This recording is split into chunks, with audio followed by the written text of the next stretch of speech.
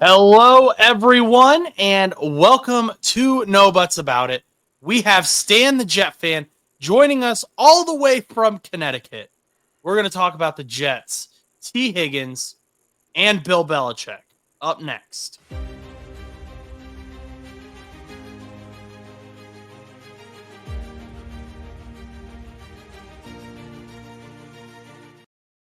All right, as I said, I am Josh Butts in my dining room in Indiana, where it is very cold and windy outside. Stan is in Connecticut, where I'd imagine it is also cold. Is that true, Stan? Is it cold outside right now? Very true, yeah. Very cold. So, first off, I'm just gonna say I do my best to get a show up every week, and I fight for you guys. And this week I'm sick, and there's a chance I may lose my voice in the middle of this show. In which case, Stan's just gonna talk and ramble for the rest of the show. But yeah, so Stan, I was at work today, and I'm a producer, and one of my jobs is to cue people, like basically tell them when to shut up. And we've got this microphone, and the reporter's talking. I lost my voice like right as I went to go cue her, so she got this breathy like, just that was all I could muster out, and she knew what I was trying to say. So, um, but yeah, that's where I'm at as far as health. But I'm happy to be here. I'm glad Stan is here as well.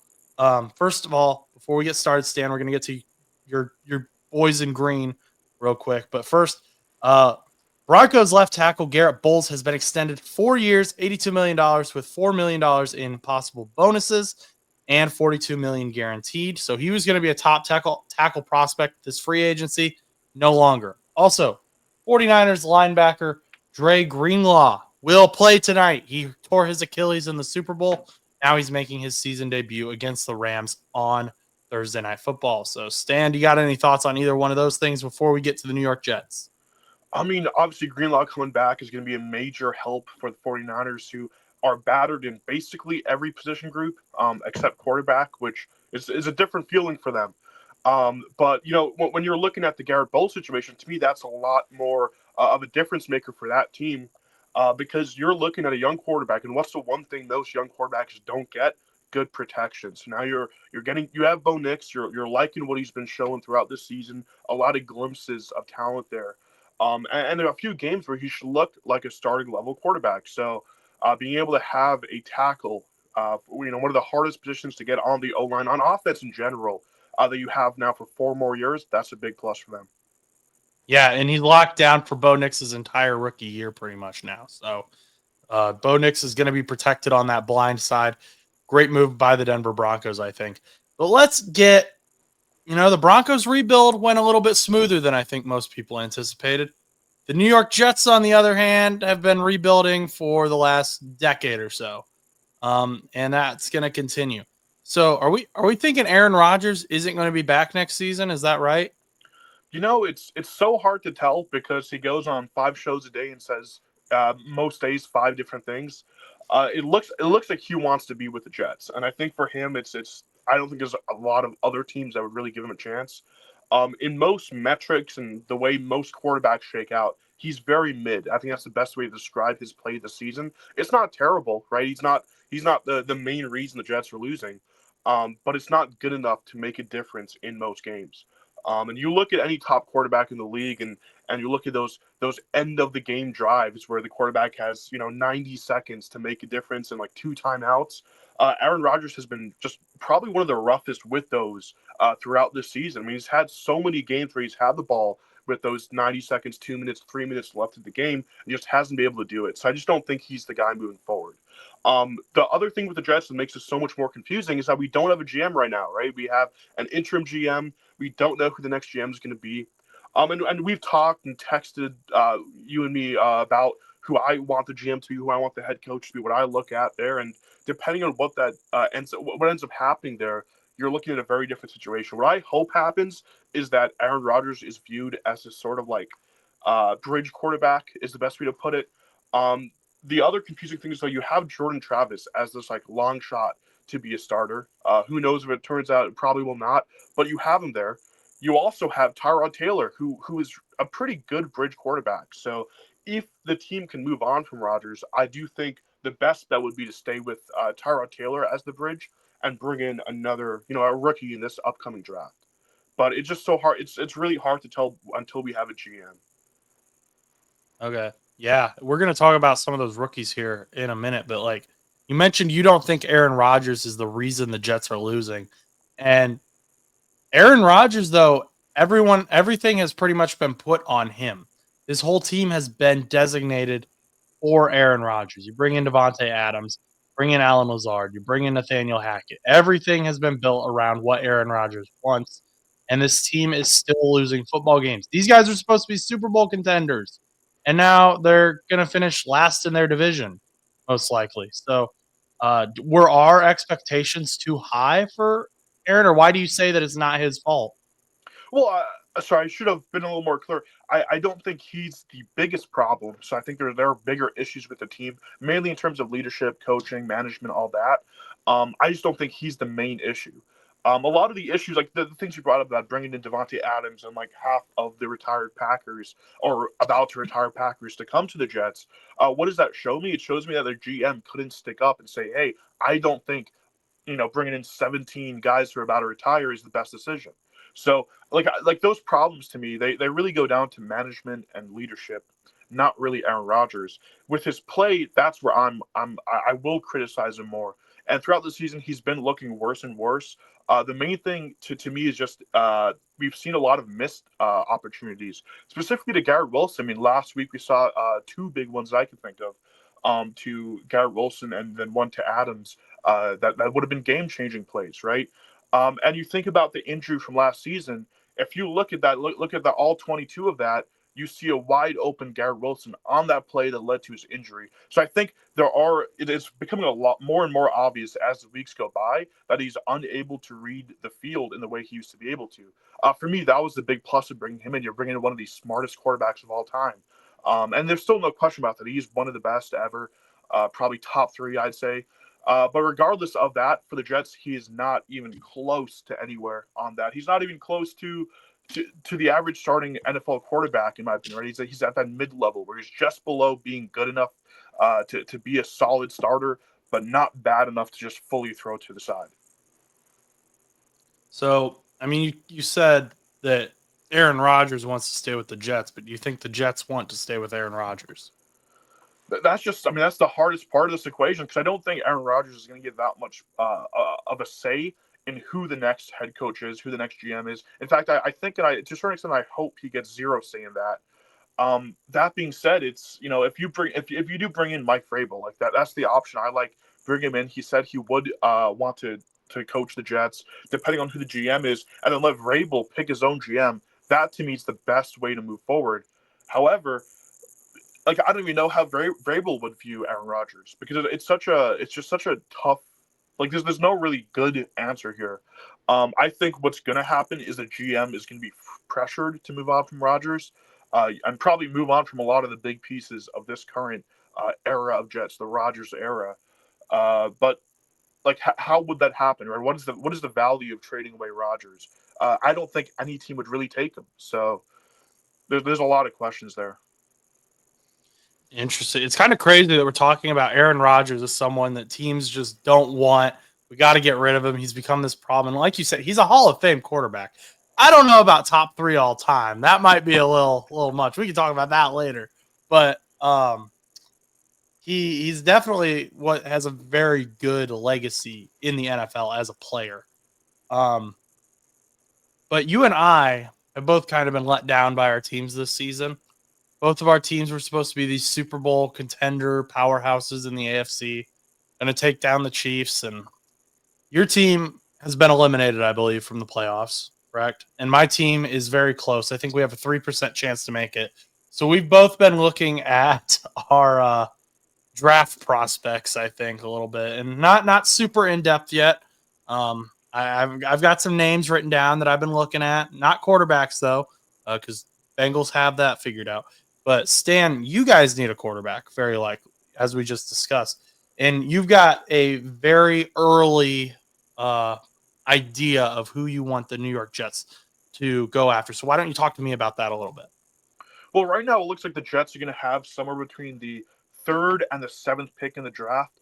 I think even if we win the winnable games we have left, I think the lowest pick we can get would be about the ninth or the 10th.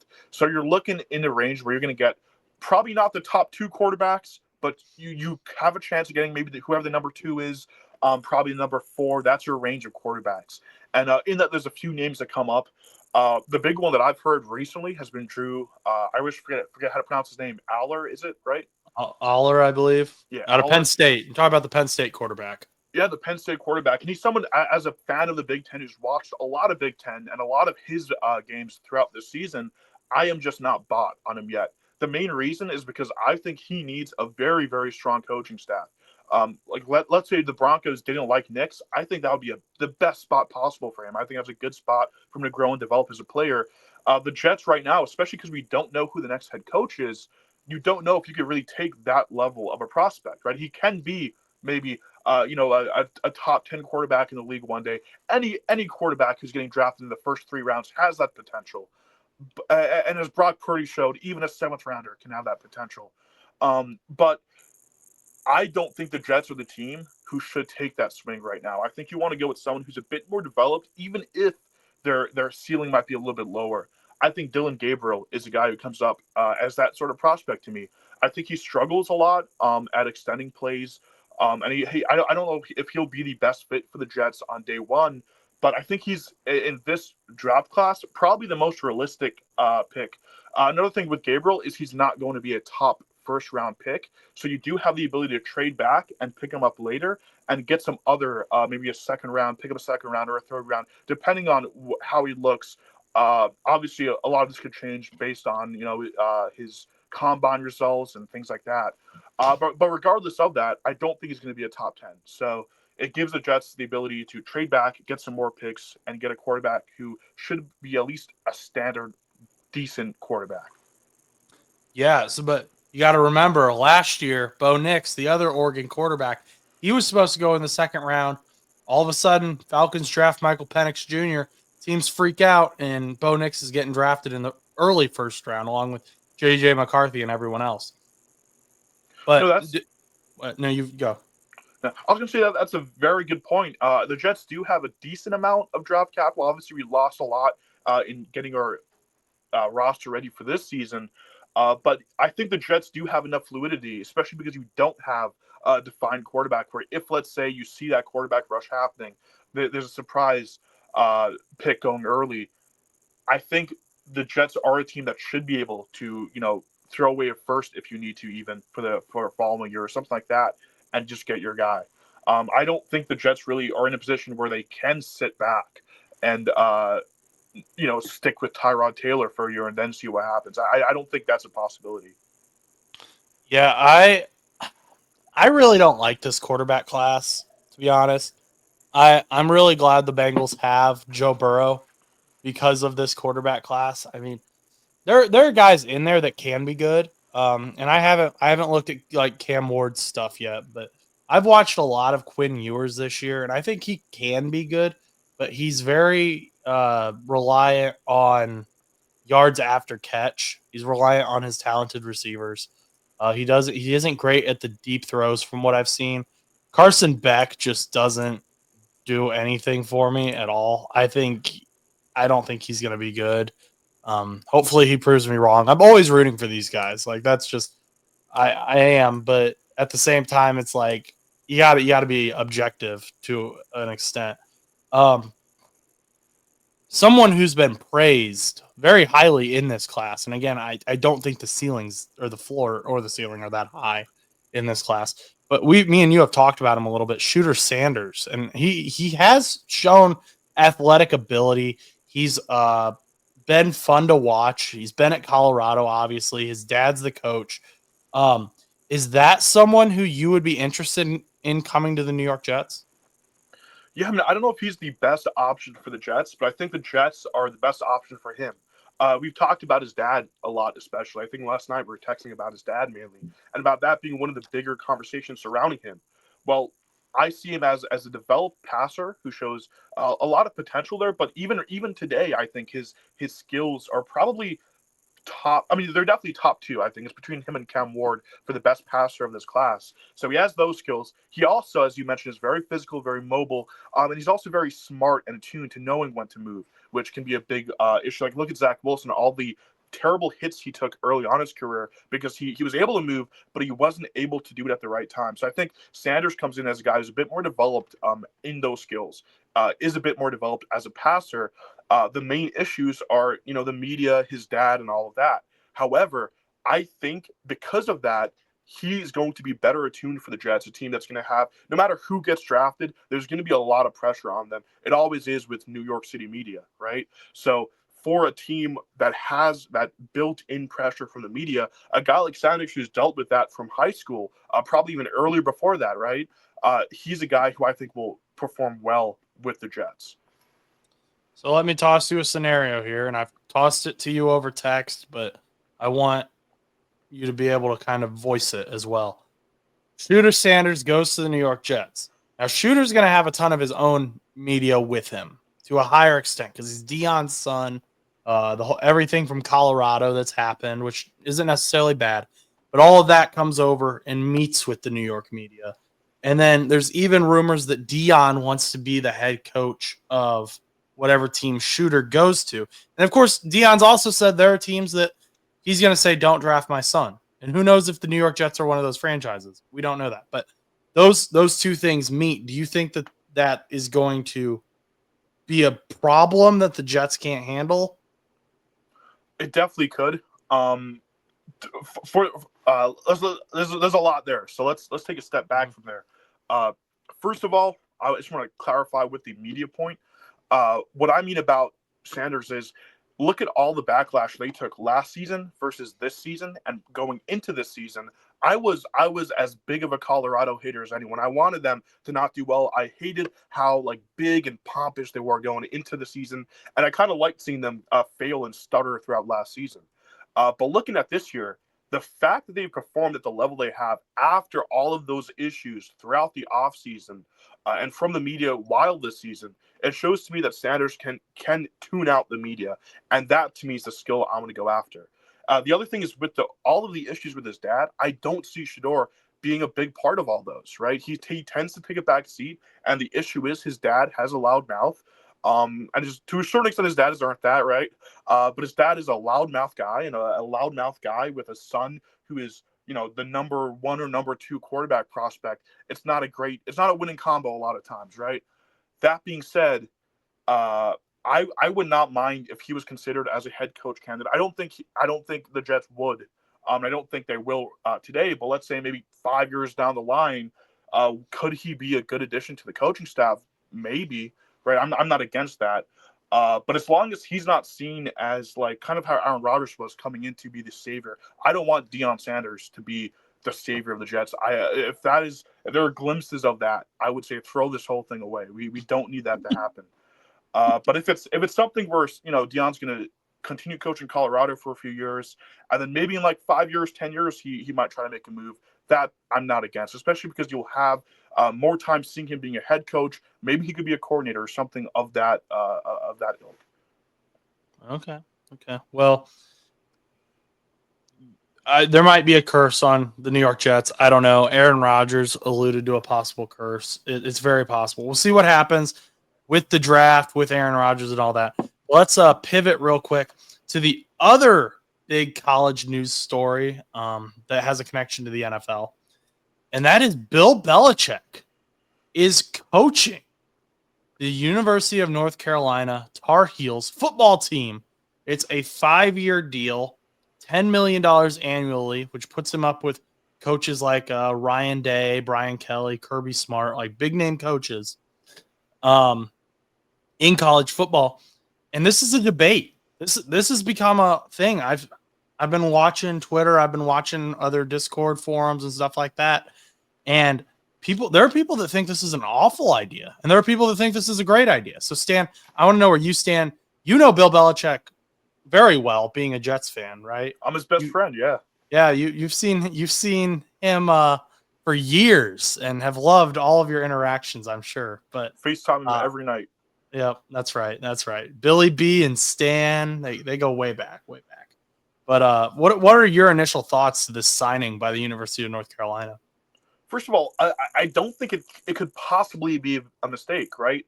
Like the University of North Carolina, they're not a big name call. They're not in football. They've never really been that team, at least not anytime recently. They're in a division where every single team is competitive, right? The worst team I think in their standings, the ACC this year, is what? I'm just laughing at you're the worst team ever. But no, keep going. You're doing good. Well, no, look at the ACC, right? Which team did the worst in that division? It was Florida State. Last year, Florida State, there was discussion of whether they should be part of that the top four schools in the AP they were before Jordan Travis got injured, right? That is the level of the ACC. There are really no bad teams. Any team there can jump up, and we've seen that with Florida State. We've seen that with SMU this year, and we'll see that again. So for North Carolina, I think what you have to do is that sort of school in a division where there's not really any teams that you could count out year after year, is you have to take a big swing. And that's what Belichick is. I mean, Belichick, for one, the whole thing about him not being able to navigate, NIL sort of stuff and dealing with prospects and recruiting guys from high school, I don't think that's real because, which high school quarterback would not want to go to a college where they have arguably the best football coach of all time as their coach, right? Like that's such a great opportunity. I think you will get a lot of people, and specifically, you'll get a lot more serious names. You're not going to get as many of those party guys, because party guys aren't going to want to play for Belichick, right? You're going to get serious guys who want to go to UNC to play for who they might think is the best coach of all time. So I think for UNC, it's a great decision. I really don't see the negatives of it, and I don't think Belichick would be pursuing like with Brady, and I don't know if you seen a clip of Brady and Gronk and Edelman there talking on, I forget what show it was, about this, and they were kind of joking about him not being able to navigate dealing with the high schoolers and recruiting them and bringing all those guys. The guys who Belichick would not be appealing to play for, Belichick doesn't want them either way, and that to me is the ultimate reason why I think it's a great decision. Yeah, so to kind of like lay out what I've seen, and you kind of got there, but to lay out what I've seen as the big argument against this is basically Bill Belichick is 72 years old. He's not going to be able to relate to these 17-year-olds coming out of high school talking about skibbity toilet and Costco guys and all that. He's gonna get lost. And the comparison I've seen has been Deion Sanders. Like Deion Sanders does a way better job of relating to people. All the top prospects in the country want to go play for Deion or Kirby Smart or someone like that. But I personally think, and a lot of football players I've talked to who are in high school right now still have a lot of respect for Bill Belichick. They respect him as a coach, and I don't know how that'll carry over to college. But they respect what he did in the NFL with Tom Brady. They do consider him the greatest coach of all time, up there with like Nick Saban and Don Shula, the guys that really know like their football history and stuff. But I think if you are really serious about getting into the NFL and your goal, you're going to ask yourself, what is my goal as a high school senior? What do I want from life? And most of these football players that are even being looked at by these D1 colleges, by the UNCs or the big colleges that they're probably going to be prospecting with, like Alabama, Georgia, Clemson, who knows. But they want to make it to the NFL. That's their goal. So they're going to say, what is the easiest way for me to do that? It is to be with the guy who has had the most successful coaching career with the NFL. It is to be with the coach who has already come out and said, and Michael Lombardi, who's going to be UNC's GM, said that there's an almost 400-page layout that Bill Belichick has already created for what this program is going to look like. And it is going to be an NFL program down to the nutrition, the fitness, the regimen, how they're disciplined. Everything's going to be NFL level. So that these players are going to not only be prepared for the NFL, but they're going to be prepared for life after football. That was what Bill Belichick his plan was. Because he said, you know what? Even if North Carolina goes 8-0 next year, not every player on that team is going to go to the NFL, right? the reality of it. But he wants to get these guys ready for employment, to set them up for success. And when I hear that as a high schooler, I'm like, okay, I'm all about that personally. Maybe, and of course, there's people who are going to think differently, but I remember where I was in high school, and I wanted the easiest and most successful path. And so I think Bill Belichick is going to be able to promote that to these guys, and they're going to be able to sign people. And hopefully, we'll start to see players come out of North Carolina entering the NFL draft already NFL ready because they've gone through this regimen. They've been prepared. There isn't going to be this learning curve because we've seen time and time again rookie quarterbacks like Caleb Williams, supposed to be a generational prospect, has issues his rookie year because there's a learning curve. Hopefully with North Carolina, we see that learning curve kind of be less because they've already been through the NFL regimen. They're used to the scheduling. They're used to the discipline with Bill Belichick. Yeah, and I think about watching the draft year after year and looking at those 7th and those 6th round picks. How many years have you seen it where people who never really performed well in college get picked because of the program they're from? Mr. Irrelevant from this year, Jalen Key, he wasn't very good, right? No one ever really said he was very good. He wasn't expected to really be drafted, but he was from Alabama, and every team in the NFL understood that Alabama produces good prospects, so he got his pick. To think about Michigan, right? In last year's draft, and basically every year, you always see a lot of guys from Michigan, Georgia, those big names, guys who maybe you didn't hear about while the season, who are getting those last picks there. So for UNC, I think for a player, it increases your chance because maybe a team, an NFL team, might start watching more UNC and might start looking into more of their prospects because they know who Belichick is, right? They may not know who this random kid from North Carolina is, but they know who his coach is, and they're going to use that information to find better prospects. Yeah, I mean, like you said, I don't see the downfall of this. I mean, like you also said this, there are going to be players who don't want to come to UNC now. Like they're going to be party athletes or whatever. They're not going to be taking it seriously, and maybe they'll be successful in the NFL after going to a different school. But I think Bill Belichick will have success getting prospects and building up these prospects, and especially the UNC defense. I'd imagine UNC defensive prospects are going to want to play for Bill Belichick because he isn't only the greatest coach in the history of football, he's considered one of the greatest defensive schemers in the history of football. And I also wanted to say that Bill Belichick just said in an interview, he was asked, "Will you leave for the NFL if you have success at UNC?" He said, "I didn't come here to leave." So it kind of seems like he doesn't have a lot of opening in the NFL, and that's been another criticism that this is just him taking what he can get anymore.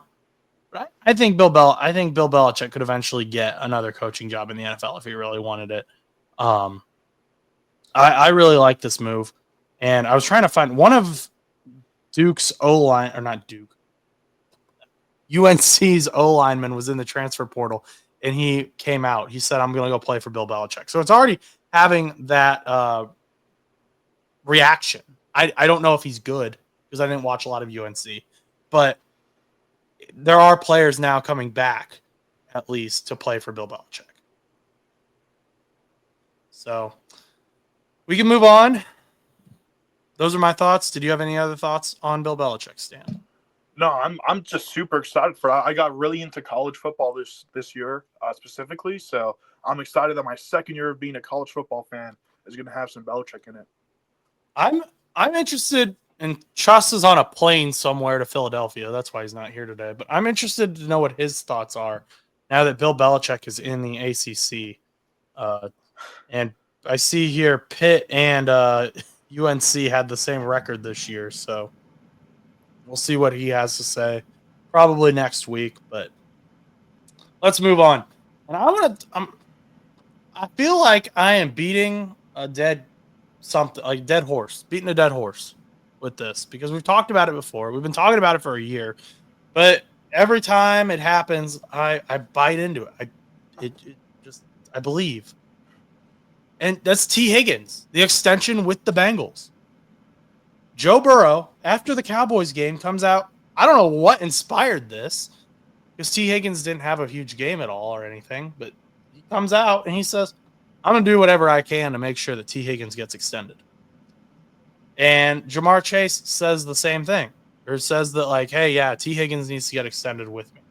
So now we're talking about extending Trey Hendrickson and T. Higgins and Jamar Chase, while also trying to get some guards in the draft, probably. And then we also need to rebuild the defense because the defense sucks. But I don't know what to believe anymore. I'm frustrated by this, Stan, because this is exactly what he said last year.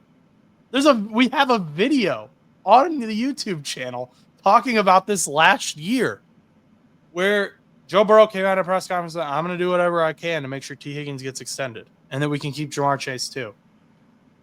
In my mind, at this point, you have to, and this was my thoughts, I'm going to take you through the timeline of how this all went down. Joe Burrow says that, and my immediate reaction was, you said this last year. You have to go into the GM's office and say, I want to restructure my contract, give the money to T. Higgins and Jamar Chase. Because I don't know that the Bengals are actually going to do it on their own. I think Joe Burrow is going to have to force them to do it. Maybe bring in the contract himself and just say, sign this and I'll sign it and we'll be good. Because I do think the Bengals are better with T. Higgins on the field. Now, I have also argued in the past that, T. Higgins might have an injury problem. And I still will hold to that. Best ability is availability. And if that's an issue, that's an issue. But the fact is, even if T. Higgins doesn't have a big game, defenses still have to plan for him, and that opens up Jamar Chase. That opens up Andre Yoshibas. That opens up Mike Gesicki. It opens up, hopefully, Jermaine Burton in the future with whatever happens with him there. But T. Higgins needs to be on the Bengals, I believe, for them to be the best group of themselves on offense. Because I think if T. Higgins leaves this year, then you have to then go draft a wide receiver in the first or second round. And I don't really want to do that because I'd rather draft a defensive tackle or a cornerback or something like that, or a guard just to help us out. But then T. Higgins does something I did not expect. I don't think anyone expected this. He changed his agent. Now, Stan, we've talked about David Mulugheta before in the past. I'm sure David Mulugheta is a nice guy. I do not like David Mulugheta as an agent because he's very good at his job. And he has hindered the Bengals' ability to keep stars before, and the Bengals hinder themselves by not giving large amounts of guaranteed money. David Mulugheta is very good at getting large amounts of guaranteed money, so that's kind of why it hasn't worked out. But now all of a sudden, T. Higgins comes out, and he changes his agent. I don't know who he changed it to. And he says in an interview, money will come. Money's going to come just however it comes. Relationships are more important to me. That's pretty big. Is that big to you? Does that strike your ears? Yeah, that's major. And, I think about Joe Burrow and where he's in his career, and I think about Tom Brady when he was in that same kind of spot of his career early on, right before we had all the accolades. Tom Brady was a very good quarterback who just wasn't able to make it work season after season. Right, it took him a few years before he only got he's only a perennial Super Bowl level quarterback towards the end of his career. And what did he do early on is he took pay cuts and he let his team sign better players and bigger players on both defense and offense. And the Bengals are in that position this year where you have a lot of really good stars, but you also have some parts of the field. I think the biggest one I'm looking at is the interior defensive line, where you just don't have starting level players who are able to show up and actually or a rotation that's able to make a difference. You don't have that. So people like Higgins and Jamar Chase even will have to take pay cuts at some point if this team is ever going to be able to bring together all the guys they need. It's very rare that a team will be able to just have the lucky things happen, like the 49ers stumbling across Brock Purdy, that allow them to sign big players in the offseason while keeping their stars. The Bengals did not get that, right? You got people who you knew were going to be major players that when you got them, with Jamar Chase, with Joe Burrow. So it's gonna be up to some of these guys to take some pay cuts for that to work.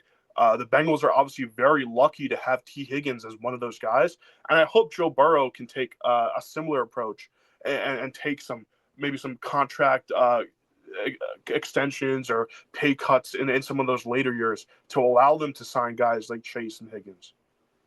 Yeah, I mean, I know I've been this whole time. I've been on and Truss has been on me about this, but I've been on it's going to work out. Bengals we're gonna keep T Higgins around. We're gonna keep Jamar Chase around. I kind of moved on from T Higgins emotionally because I didn't think it was gonna happen, but now I'm all bought back in. That comment that relationships matter to me more than money, that's deep.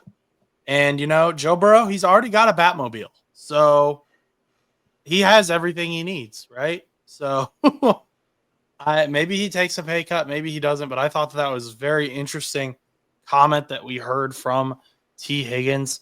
And I think like I said, if you can keep T Higgins, well then I would extend Mike Gesicki because he's essentially another wide receiver 3 or tight end. Well, he is a tight end, but he's essentially another wide receiver 3. You've already got Eric All, who looked very good before his injury.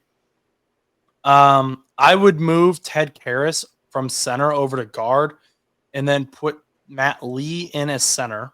See how that works out. Draft a guard and then sign a blue chip defensive tackle in free agency or just even a cornerback and then draft defense and get this scheme figured out. Because there are good players on defense, I believe. I believe that wholeheartedly. I have a very difficult time believing the entire defense just decided to suck all in 1 year. I think a lot of it comes down to that defensive line not putting pressure on, which hurts the cornerbacks, and the schemes just aren't working. You got to work on that. But hopefully keeping T Higgins, that helps us out a little bit. So let's not draw on that too much though until we've got some real meat to bite into with that story that's been going on for a year. Get it done, Duke Tobin. We got about 20 minutes here left of the show, Stan. Thursday night football's tonight. It's a big game. It's a big game for the NFC West. Rams versus San Francisco 49ers. And like you said at the beginning of the show, 49ers have been beat up this year. But they're getting Dre Greenlaw back, as we mentioned. Rams have all of a sudden come to life, though. So let's talk about this game. What are you looking forward to tonight in this NFC West matchup? I want to see how both sides operate their run game, but really more so how the 49ers are able to get a good run game going early on. I think the way that the 49ers lose this game, in my opinion, is that they can't get a good run game and are forced to go to the pass. And then with the Rams having a pretty good defense, stars across that defense, even if the 49ers are able to pick on their defensive backs early on, I don't see how they can win this game without having a good run game. So I think that's the biggest thing I'm looking at the first quarter.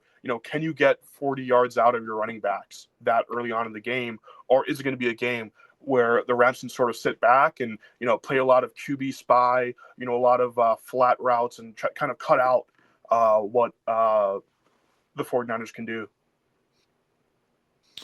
And something I'm kind of be interested in 90 minutes before kickoff even is that active inactive list for the 49ers. I want to see if Izzy Abanikanda is active, because I think that will be a good indicator to how healthy Isaac Guerrero actually is.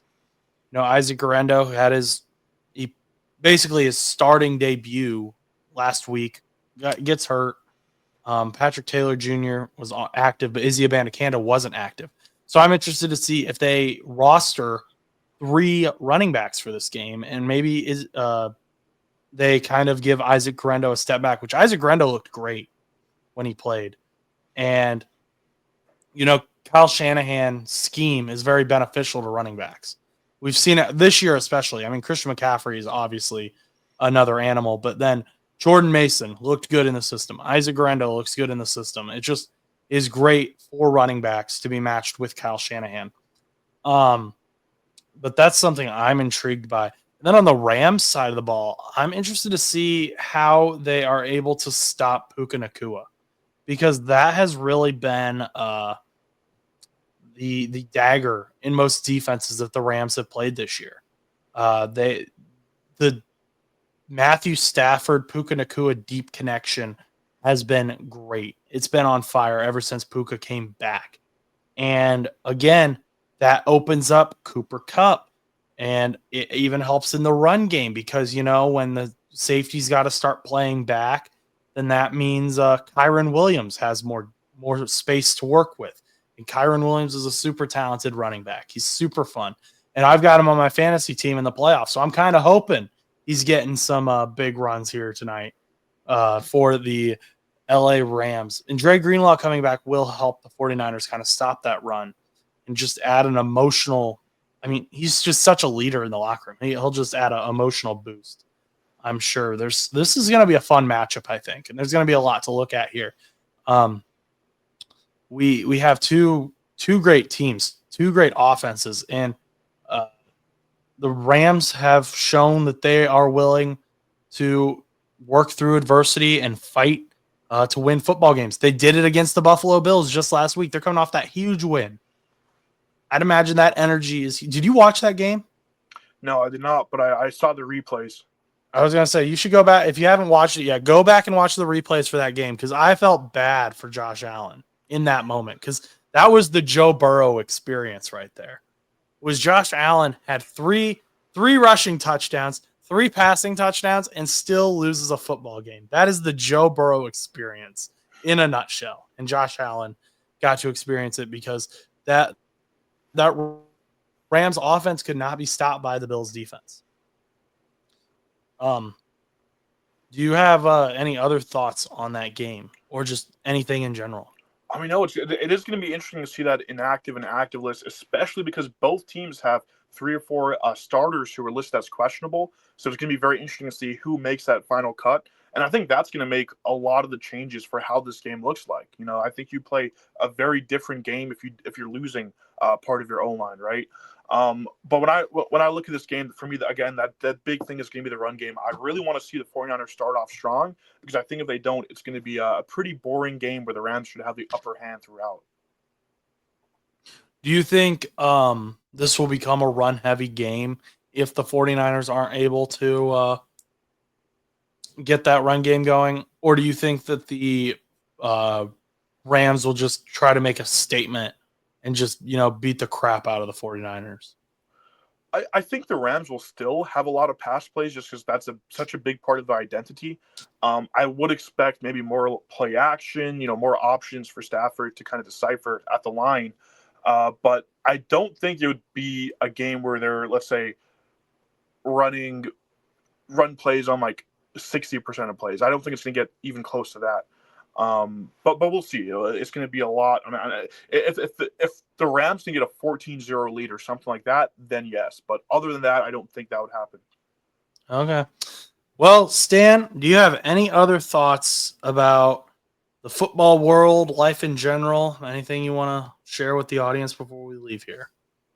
I mean, just really excited for also the college bowl games coming up. I think the 14th is the first one of those. I don't even know who plays that day. It's probably not going to get fun till the 20th. But either way, a lot of fun bowl games coming up. So I'm excited to see some of those.